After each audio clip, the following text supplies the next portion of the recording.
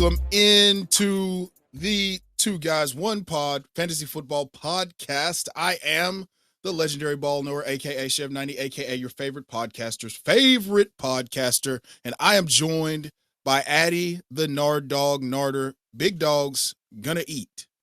Addy, how are we doing today, brother?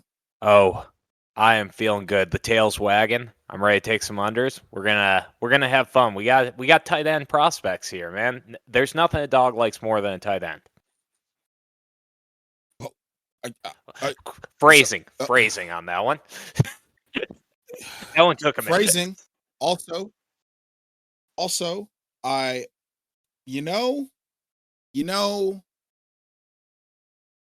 okay, yeah. That was coming in hot and heavy. We're gonna start writing me a script for intros. No. We need this. This is good. You just say things like that. We talk about them a little bit, maybe euphemisms and whatnot, and then we can get into the show, or just whatever happens. We'll see. Honestly, once a bunch of people actually start listening to this, they're gonna go back and be like, "That's an Archer reference. He's one of us." And then our wolf pack, it'll grow. First it was just me and you, and then it grew by the one person that knows the phrasing reference, and then there'll be three of us. But also, anyway, so we gotta talk about some tight ends. And the cool part about this deal is we don't have very many tight ends to talk about, but there are some hot points of contention here. You have disrespected some of my favorite guys in this class with your comps here. Oh, really? And I'm fully prepared to defend them in the most fervent and disrespectful manner possible. Respectfully. Wait, does that work? Hey. Can I say I'm going to be disrespectful and then say respectfully? Yeah, it's like saying no offense before saying something rude to somebody. It like takes an edge off. You're right. It's like Talladega Nights. This is where, hey, I said with all due respect. That means I can say whatever I want to you after that. Does it not? Oh, it certainly does. Love a good Ricky Bobby reference. Okay, all right. Hey, Talladega Nights, one of the greatest movies of a generation. Can you believe that that's going to be 19 years old this year? Oh, it blows my mind. And, I will not take the disrespect with people saying Step Brothers is a better Will Ferrell movie. Like, maybe. Not even close. Thank you. Because I have this argument once a week. I'm a big Will Ferrell guy. I just love the jokes. But, like, Talladega Nights is just pure comedy. That is one of the funniest movies I have ever seen in my life. It is banger after banger after banger. Like, the scene where the grandkids are running around the grandma's yard screaming Underrated. Anarchy! I don't even know what it means. She stops him and she slaps him.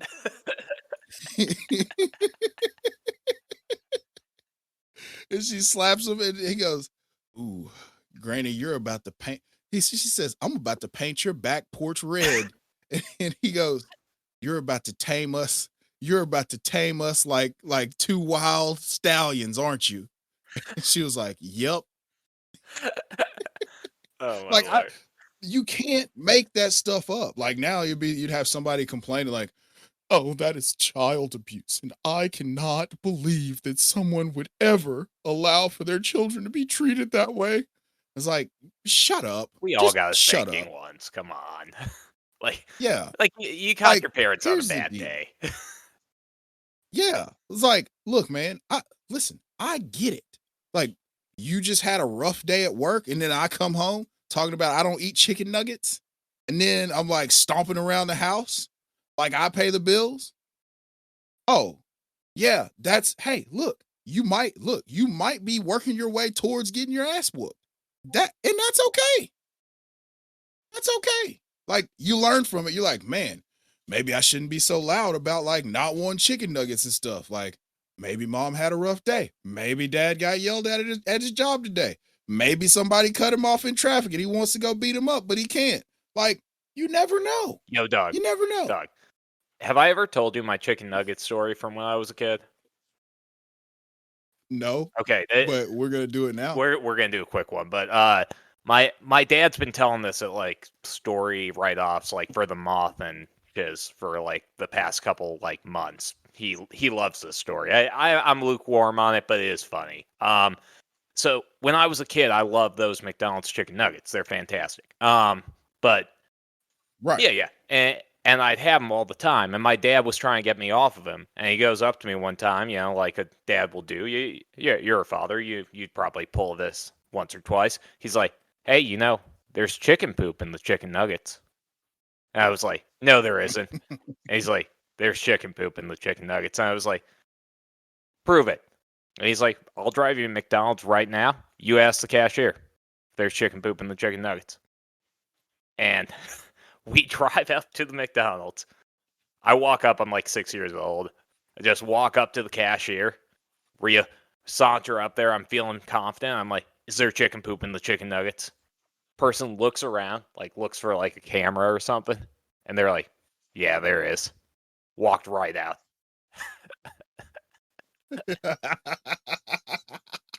Did you stop eating chicken nuggets after that? Heck no. Come on. Chicken nuggets are still good. Okay. All right. A man of commitment. That's what I like.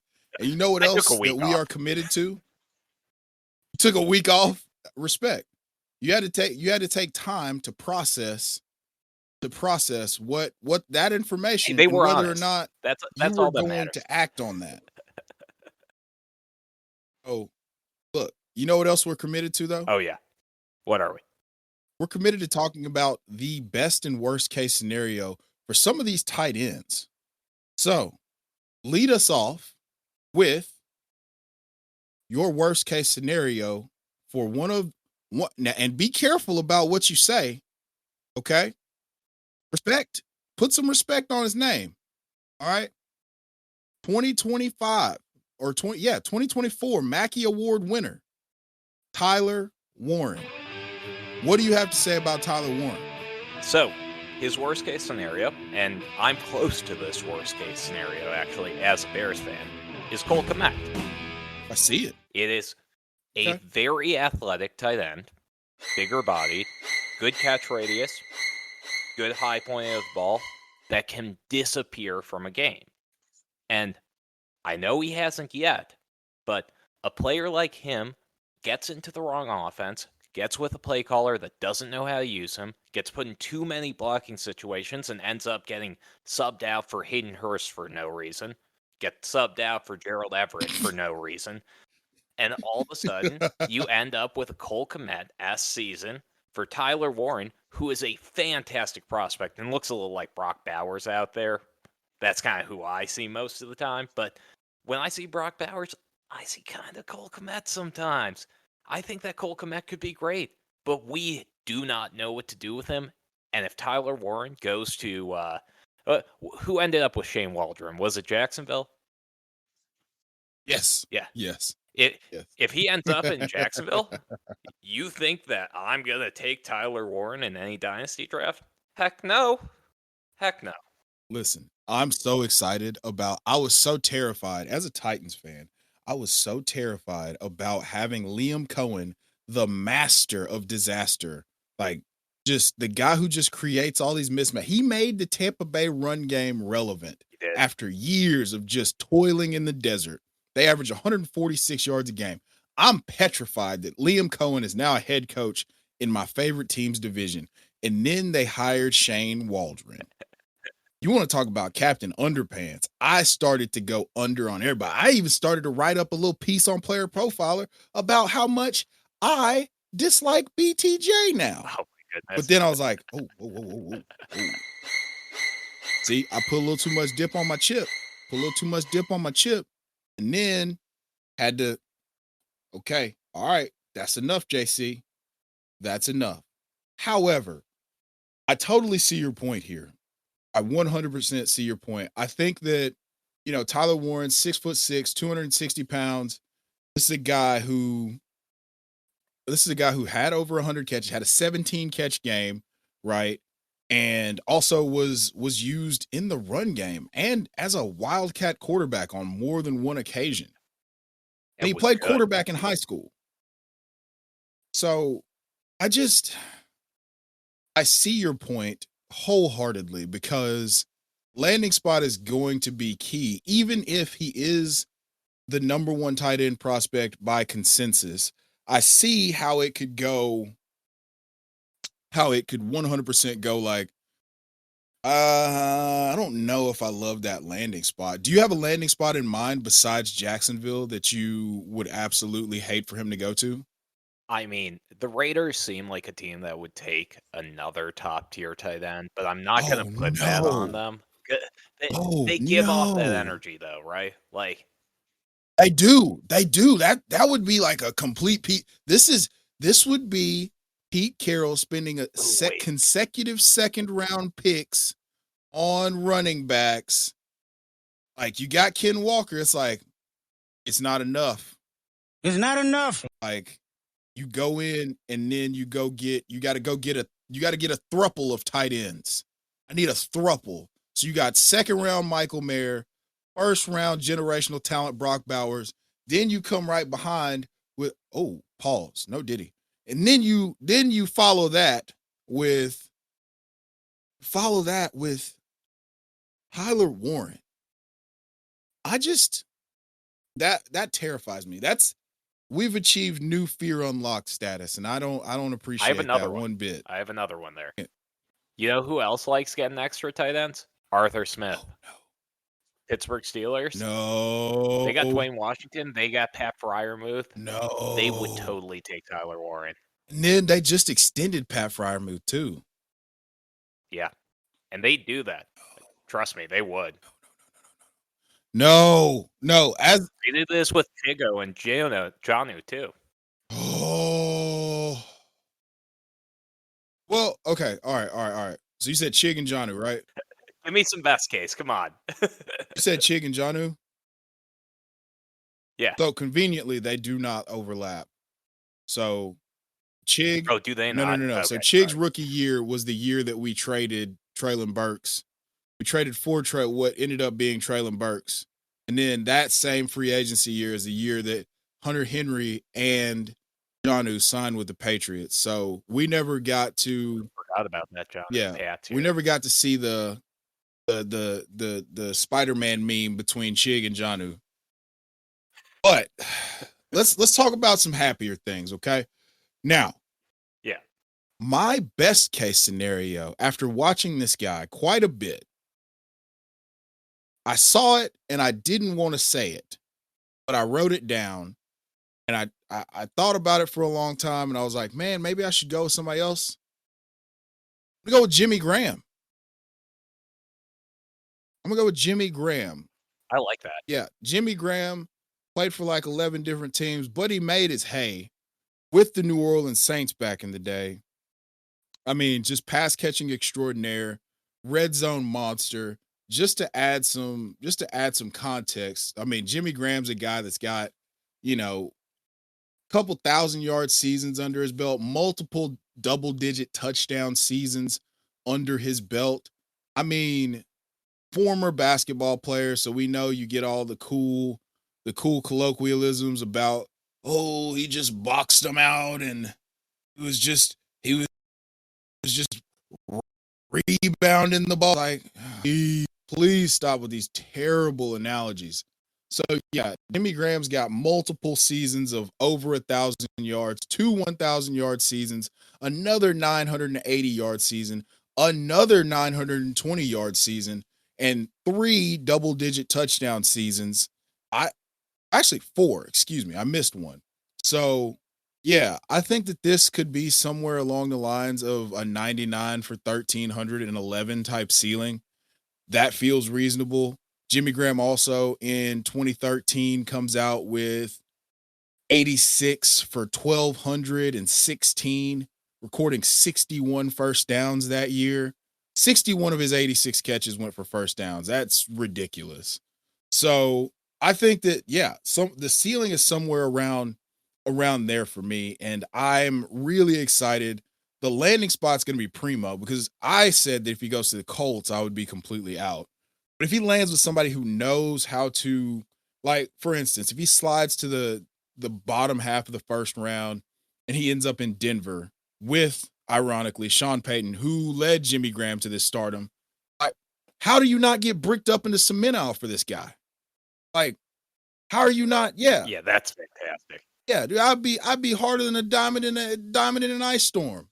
I don't lose my mind if Jimmy Graham went to Jimmy Graham, if Tyler Warren ended up going to the Denver Broncos. But I don't think he's going to last that long, first and foremost. My other optimal landing spot would be the Cincinnati Bengals.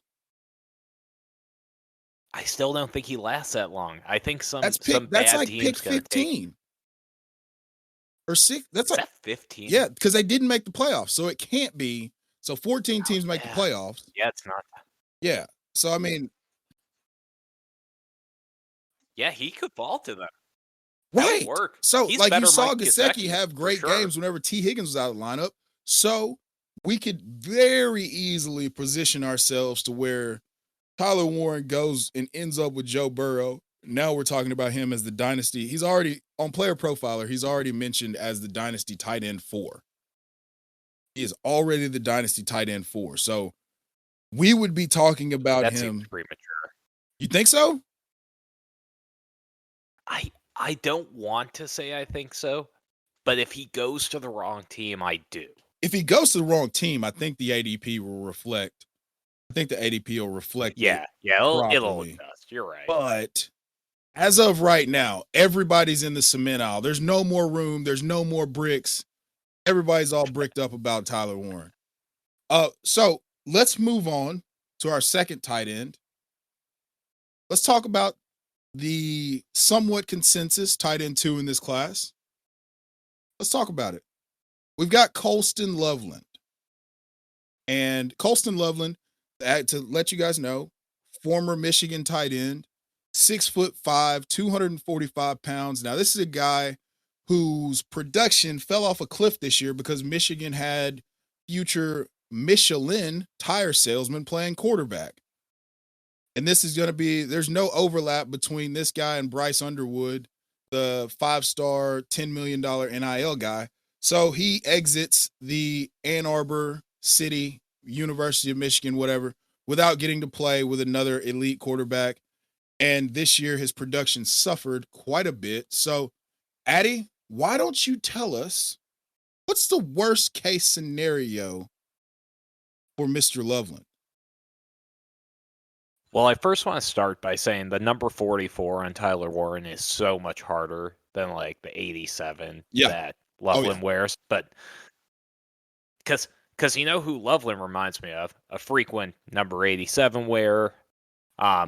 Many tight ends follow in the similar footsteps. Austin Hooper. Oh. The tight end that you want to make the case for every single season. Oh, no. Everybody likes making that Austin Hooper case. He's the tight end 6. He's the tight end 7. He's the tight end 9. He's going to be the steal. He's Tucker Kraft. He's that tight end that's slow, but he catches the ball. Like, that's great until you have the tight end 12 on your team and it didn't do nothing for you. Oh, no. Oh, no. Austin Hooper, huh? Austin Hooper. Just to add. Yeah. We're far on this one. Okay. So we're far apart on this one. Colston's one of the players that I've had to do some scouting on for an upcoming rookie. Well, actually, the rookie draft guide for FSAN that'll be available post draft, or actually, post combine. No, at some point before the draft. Yeah, at some point before or after the NFL draft, the real NFL draft, we will have a draft guide that will be available to you listeners for the free ski.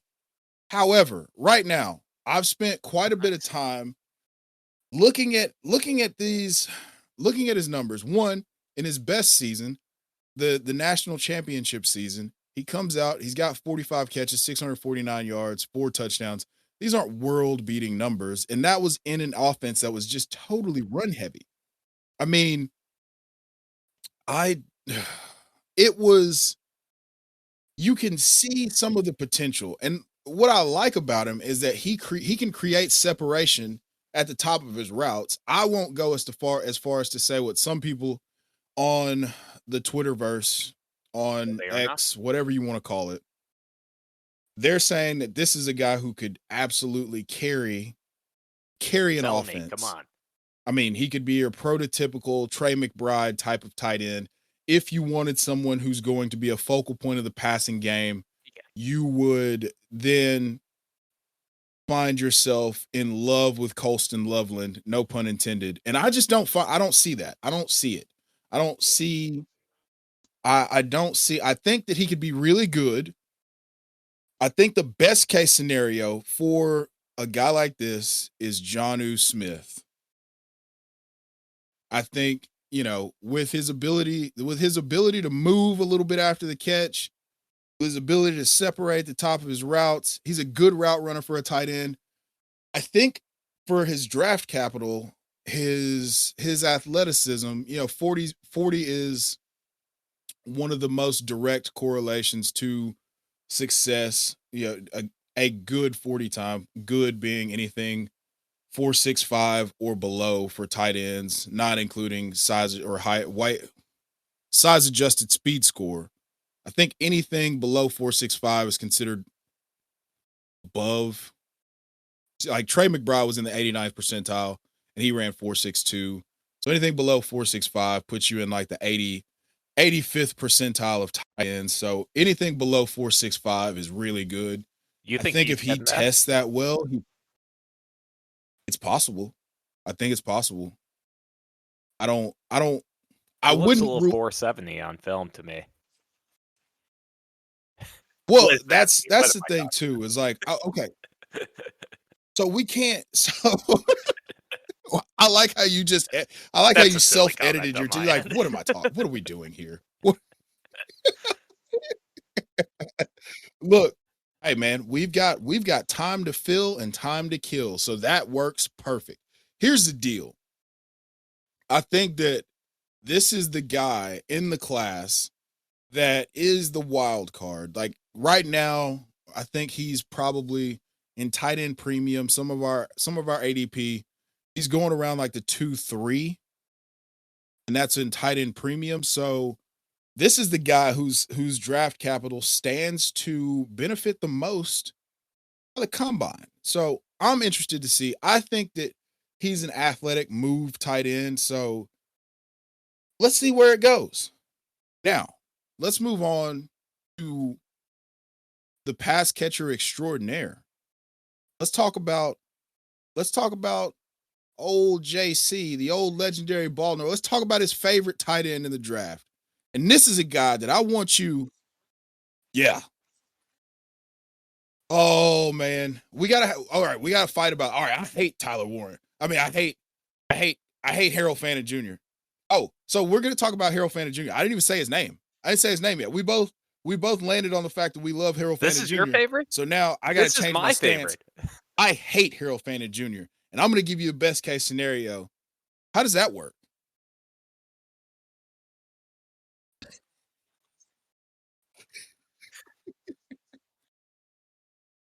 All right.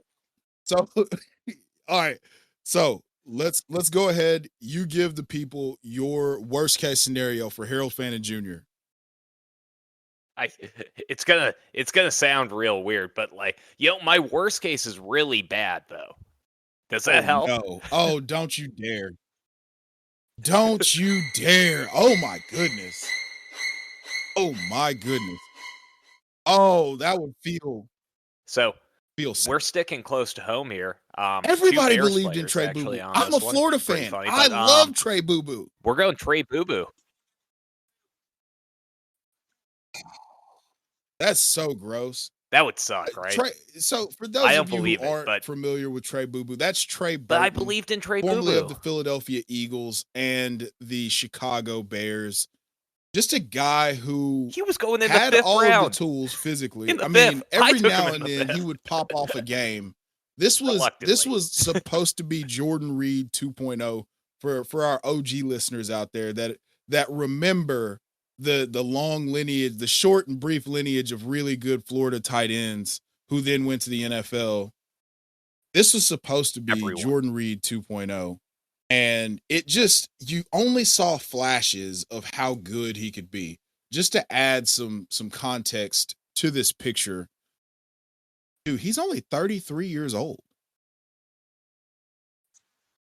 Yes. Yeah, he's young. You know, his name is actually Lawrence Burton III. That makes me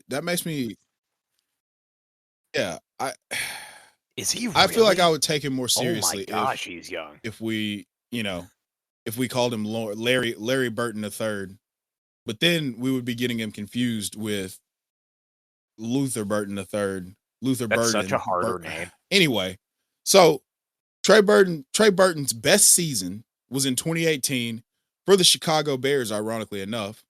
He recorded 54 catches for 569 yards and 6 touchdowns while recording 9 firsts on those 54 receptions. I cannot tell you how upset I will be if this is the best case scenario for Trey Burton. For Harold Fannin Jr. I would do you understand how upset I would be?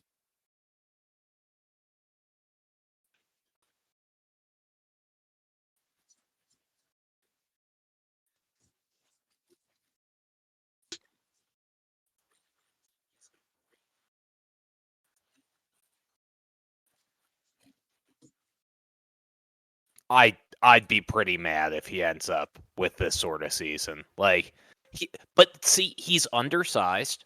He's fast. He's really fast. He's got great hands, and he's playing at Bowling Green. Bowling Green's not the best conference. We've laid out our worst case scenario. And New nightmare unlocked again. That Great makes job, me think that Trey Boo Boo is really an option for him, which sucks because I believe in him entirely. Okay, against 2 Power 5 teams with very good defenses, against Penn State, Harold Fannin Jr. goes 8 for 137. Okay, against Texas A&M, I like this role for me. He comes out, he has a 70-yard touchdown, and I watched that game. That was part of the scouting that I had to do. Yeah, he jukes a guy out of his shoes, and then scampers down the right sideline for a 70-yard touchdown, and he looks the part. He did it against. Not only did he do it against future hot tub salesmen in the MAC.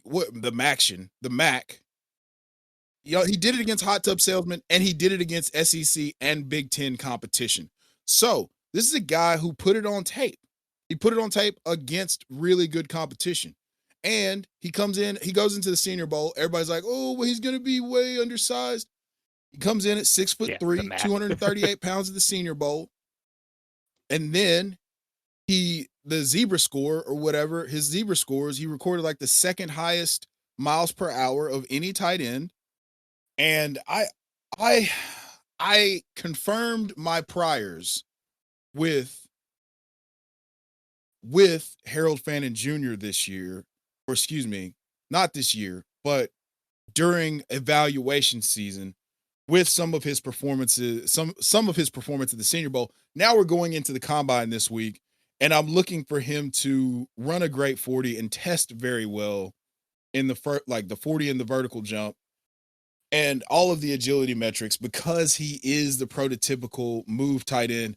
Now, this is a guy who had 115 receptions for over 1,300 yards and 10 touchdowns. All of those are single season records for an FBS level tight end.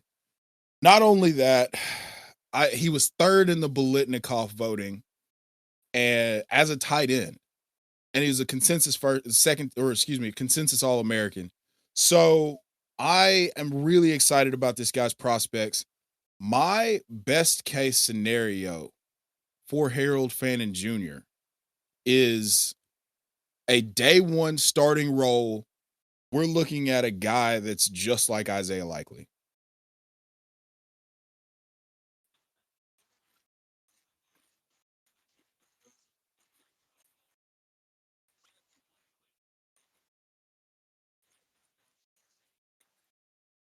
Like, you got to know ball to understand what I'm saying right there.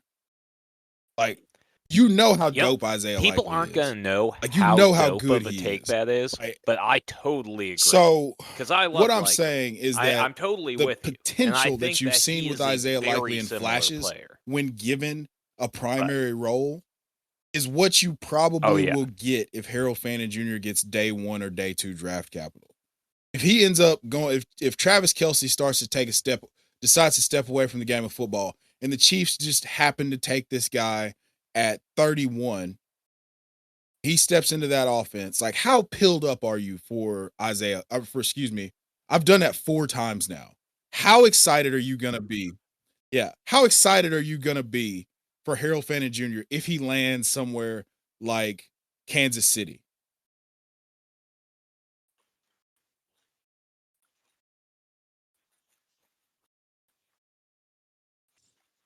You have.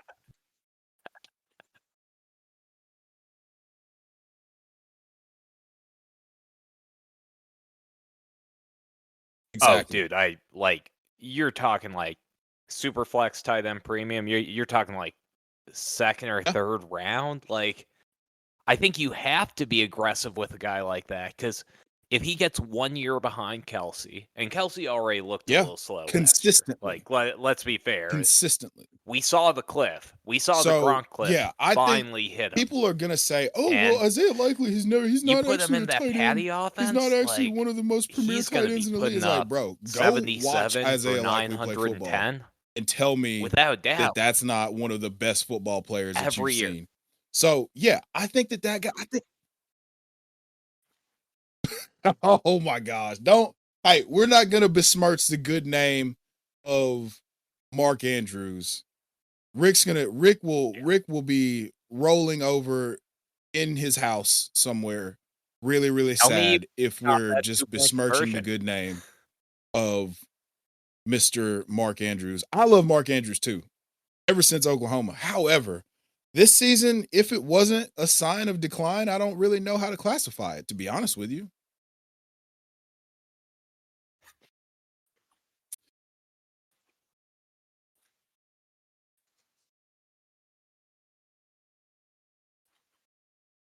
Yeah. Oh, yeah. And that's what we have in Harold Fannin Jr. Like I said, this is, if we're making the comparison. I agree. I entirely agree. Isaiah, and Isaiah Likely is just a quality player. Like, he's one of those tight ends where Isaiah you Likely, watch him out there and you're 6'4", like, 247 pounds. His best season was 2024 with 42 catches for 477 yards and 6 touchdowns. Here's the deal, though. Like, you have to turn on the tape to understand. So if you're not really familiar, if you're only looking for a fantasy outcome, Darren Waller. Oh, right on point. There you go. Yeah.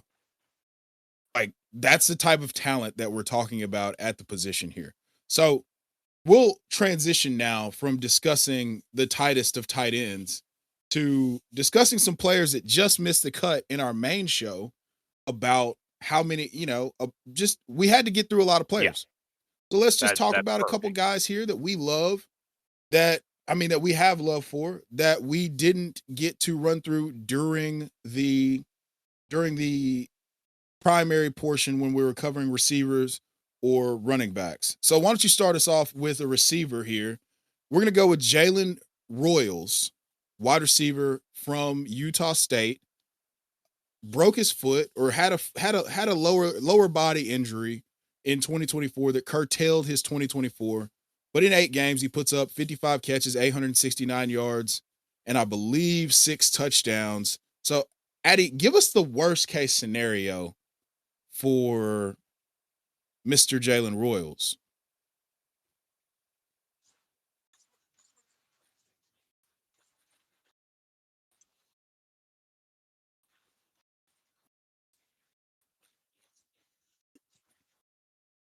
Mm-hmm.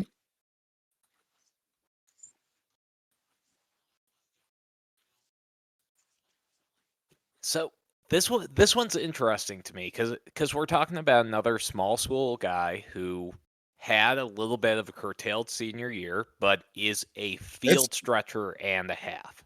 Like, we're getting a really solid player. I've seen all the film on Royals, and he's one of those players that, like, I really want to believe entirely, but, like, I have that, like, inkling in the back of my head that he's gonna sky more. Work by you. That's the type of thing that I see when I see one of those players. I was on another show. You're just afraid they're going to sky more out. I was talking every year they get drafted in the 8th round, when and someone tells you they're a sleeper. Just I like to keep things under the gun a little bit, or under wraps, so that we have stuff to talk about on the pod. Obviously, we all talk ball quite a bit. The best case scenario for me for this guy is Rashee Rice.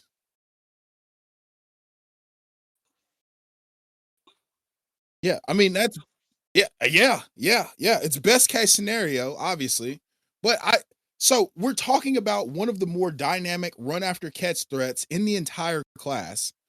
Now he has the ability to get deep. Pause. Okay. Also, wow. Also, Wowzers. He had a 61% contested catch rate in a limited sample size this year. So I'm really excited about Jalen Royals. I want to see how the testing goes. Now, what he put on film at the Senior Bowl would let you know that this is not just a gadget guy. This is not a guy that's just a one-trick pony that you get the ball in his hands. Like, he can run routes. He won with physicality. He won with releases. He won down the field. Everything that you wanted to see against top-level competition, you saw. So I'm excited to see how he tested the combine, because he's got that early breakout age, more or less. He broke out in 2023. I mean, granted, 2022,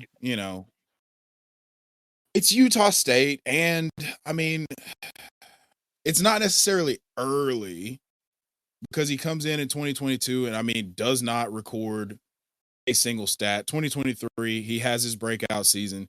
2024, he breaks his foot, or lower body injury, I'll say.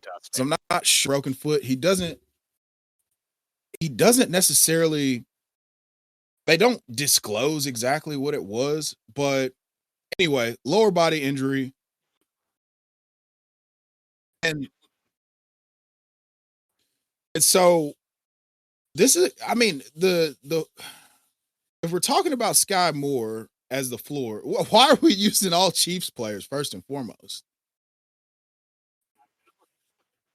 But also, it was broken. Yeah, it looked like a broken foot to me. Oh.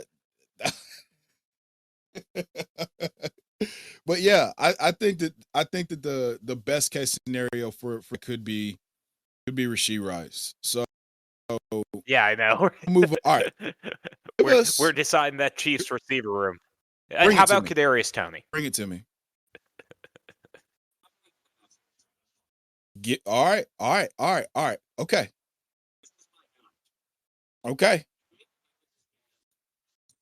Oh my gosh. Let me hit you with an audible here. Let me hit you with an audible on this. Talk to me nice. I'm taking the best case. Hold on. Before you continue. This is my guy. Jaden Higgins is also one of my favorite players in this class too. So good. I think he is an incredible athlete. 6'4". All right, I think he might be running. I'm trying to be honest. I'm trying my hardest. I'm trying my hardest to rack my brain here and give you a negative scenario for Jaden Higgins, but continue with the best case scenario. Good content. Go ahead. No.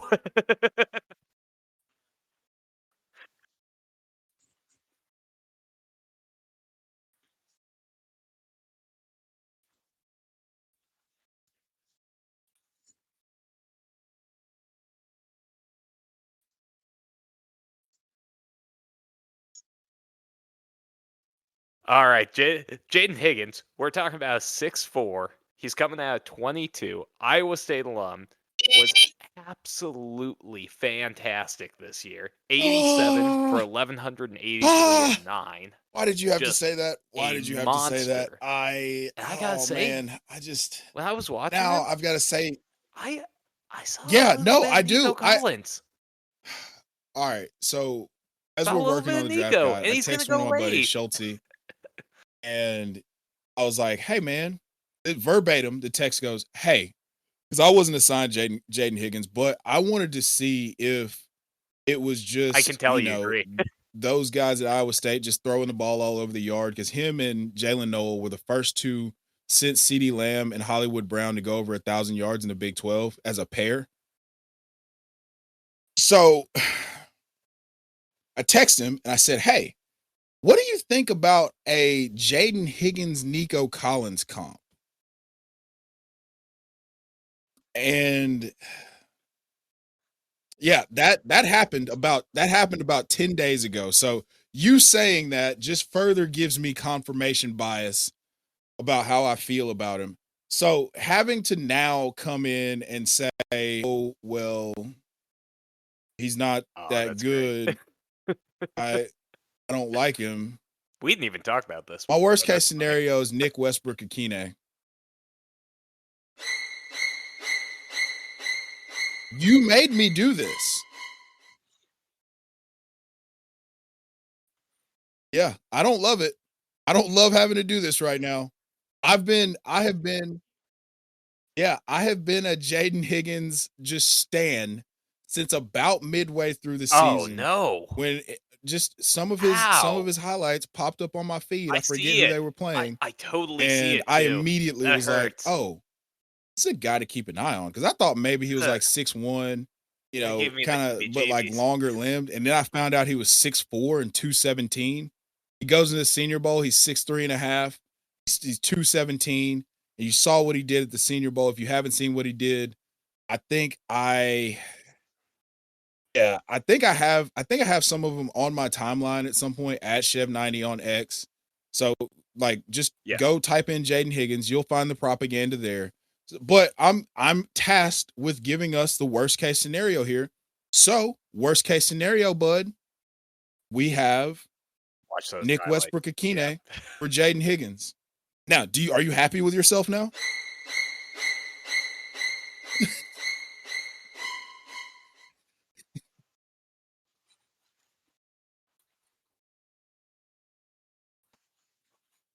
Okay.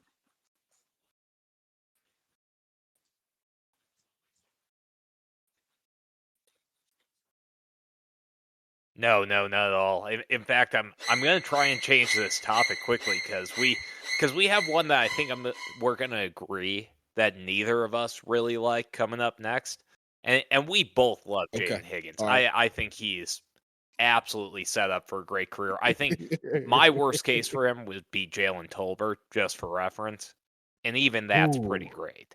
But let's go ahead and throw in what our next player is, and I'll keep the unders on this one. Don't throw Nick Westbrook-Akine on any more of my players. That's converted painful. to tight end. Jack Bech goes Jack Bech. But all the we're cool talking kids Jack are pronouncing Bech it Bech. and yeah, they're pronouncing I'm it gonna Bech. go ahead and say it's this is it's some kind of weird. It might be French. It might. I don't know. Yeah. So Jack Bech, 6'2", 215 pounds, former LSU tight end, 4-star recruit, goes over 1,000 yards at TCU in 2024. 62 catches, 1,034 yards, I believe 9 touchdowns. So Jack Bech. Oh, bonjour, Bech. He's a contested catch guy, but he's extremely physical, and he did more than what I would like to admit.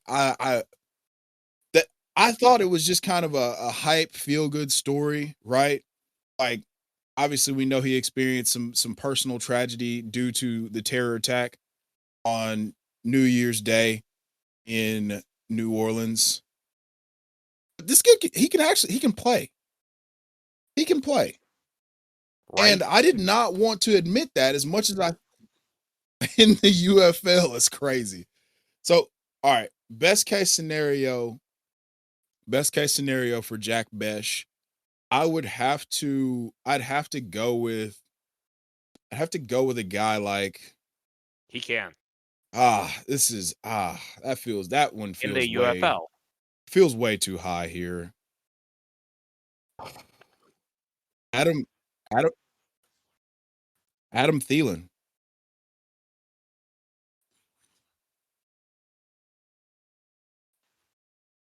Yeah. Yeah. Yeah, I don't love it, bud. I didn't want that's not what I wanted. Come on. Coming hot. I came in with Bustler. Yeah, I mean, it was Oh, wow. Todd McShay was that feels way too high. comparing him to Puka Nacua, and I was like, bro, you gotta stop this. You gotta cut that out. You gotta cut that out right now. I understand that you're a legendary film guru and everything. I could see it. Bud, I'm not happy about it, but yeah. That's really high praise. And so I think, the best case scenario, you could be getting a guy like Adam Thielen. I mean, I think that I don't think that he's as efficient or as well-rounded of a route runner, but I think that he's tremendous at the catch point and in the right system. If for some reason he's there in the 3rd or 4th round and the Rams decide to take him as the Cooper Kupp replacement to supplant Jordan Whittington. Yeah, exactly. Like, think about what he can do if he's utilized in that way. I mean, I could go a little bit lower and be like Jawan Jennings.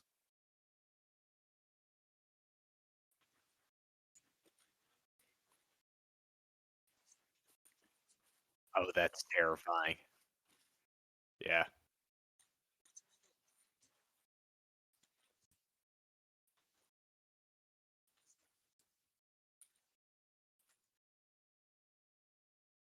That feels more realistic. But, I agree with you. In the right system, Jawan Jennings put up a wide receiver 1 week this year. But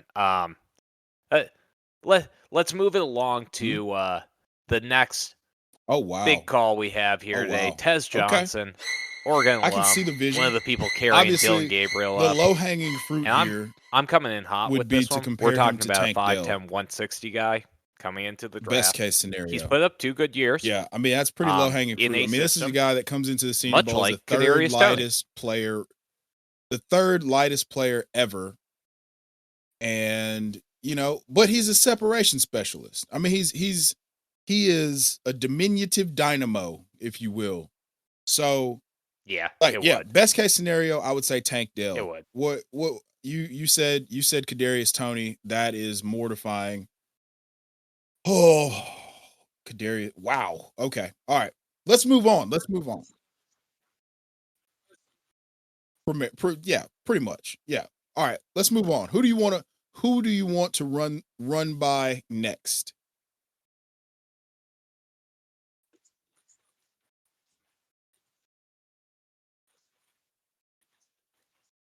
We're saying the same thing though. We're saying he's fast. Yeah.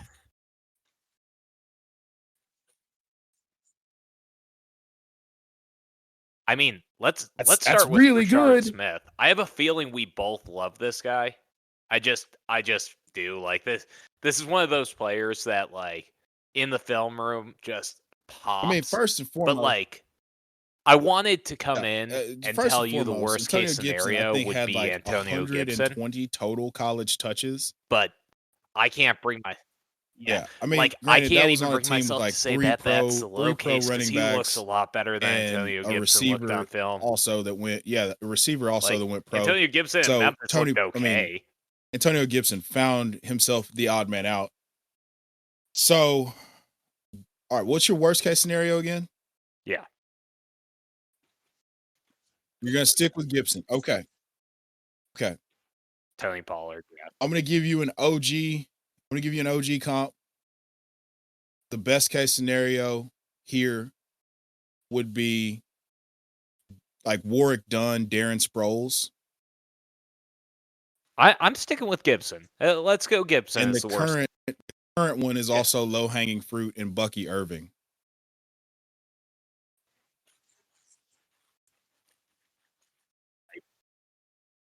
Right, because Bucky was incredible. Right, so Brashard Smith, for those of you who don't know, Oh, I love that. comes That's a into great the Senior That's Bowl, perfect. 5'9", 195 pounds, former 4-star wide receiver, had over 700 Bucky yards on was something I was thinking 69 about, but I catches at the can't put him University of as the Miami, low grade transfers to comp SMU in because, like, 2024, Bucky's records incredible. 1,300 yards rushing and 14 Yeah. touchdowns, with another 34 catches for 300 yards and 3 touchdowns received. 39? Is that including the playoffs? Okay, I don't think that I think ESPN did not include the playoffs in his deal. Yeah, so I'm looking at it right here. I don't think they included the playoffs in. Anyway, so dynamic 39 catches. as a pass catcher, has a background as a receiver. Yeah. And put it all on tape. Averages 5.7 yards per I'm carry in guessing it is. 2024, his Yeah. first year playing running back. And then has the dynamic profile. Yeah, you're right. 39 catches, 327 yards, 4 touchdowns receiving. Oh, yeah. I absolutely love Brashard Smith. There are now 4 different shorts on different platforms of me talking about how much I love Brashard Smith.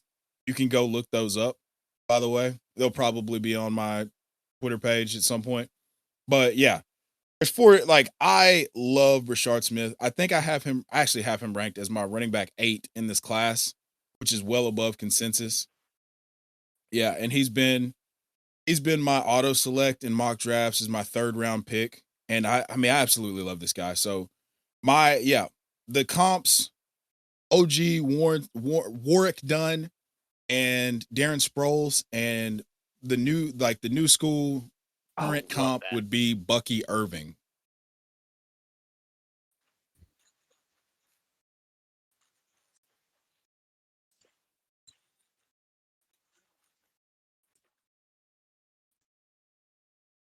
Okay, we only got time for I think one of these 3 guys. Well, let's talk about Ollie Gordon. So I want you to pick. Your worst case who you want to talk about here? Scadabow, Mullings, or Ollie Gordon? Mullings is Deontay Foreman in current state, in my opinion. Okay, so the best case is pretty easy for me. I would have to say that this is pretty much This is pretty much like Najee reskin. Yeah, Najee Harris is a pretty close comp. I mean, Najee's 6'2", 240.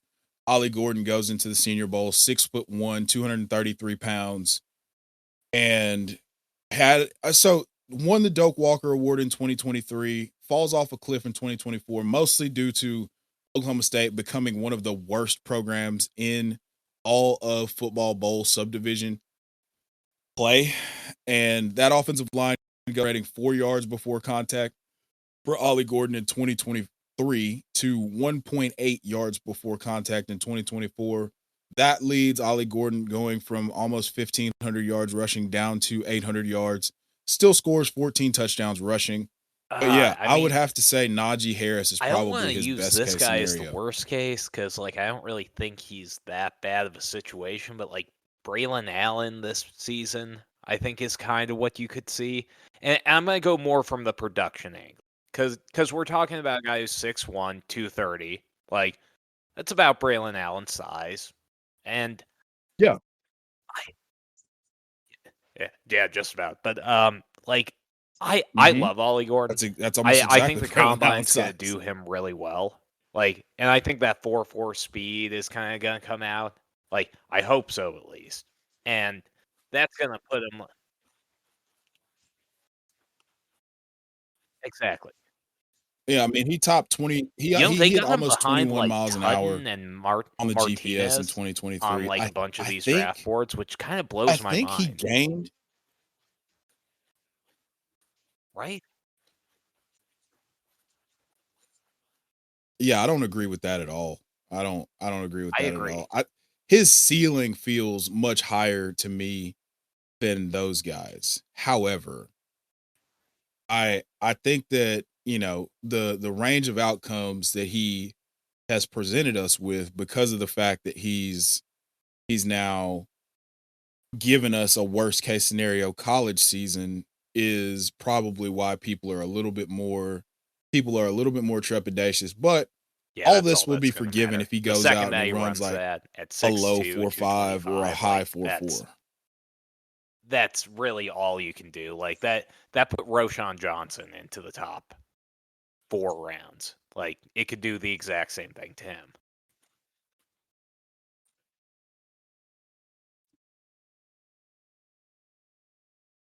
Yeah. Yeah. So, yeah, those have been our player comps for today. Going back, if you want to hear our previous player comps, you can tune in to the last few episodes with the Nard Dog, Addison Narder. And if you want to hear what we have going on next, tune in very soon. We are on the Fantasy Sports Advice Network. And Addy, before we get out of here, why don't you tell the people where we can find the Twitter and Instagram on the social media platforms? Duck League Champ. And on the Tactics, as the kids say, I am at league.champ. Please check us out there, and obviously follow, like, and subscribe to the Two Guys One Pod podcast. Like, get that a 5-star rating. I see you guys here. You're almost at 55-star reviews right there.